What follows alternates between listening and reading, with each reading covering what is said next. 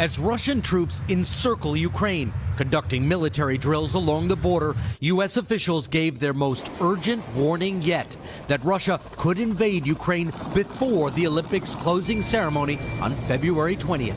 The Russians are in a position to be able to mount a major military action in Ukraine any day now. The Pentagon now sending an additional 3,000 U.S. troops to Poland, with the White House warning Americans to leave Ukraine within 48 hours. Any American in Ukraine should leave as soon as possible.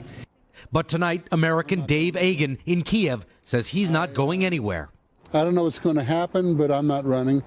I have too many friends here. This is my home, and I like it here. President Biden stressed to Lester that help is not coming for Americans who stay, but that President Putin knows not to target Americans.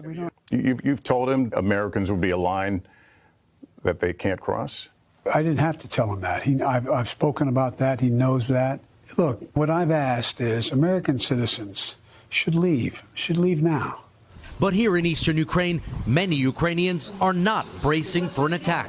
Lyubov showed us the basement under her apartment building. The tenants hold parties in it now. So what do you think? Are you going to use this as a bomb shelter? Are you going to have to come down here for real?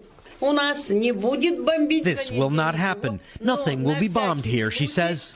The United States isn't alone in sounding the alarm. Tonight, Israel, the United Kingdom, the Netherlands, Norway, South Korea, and Japan are just some of the nations urging their citizens to leave immediately.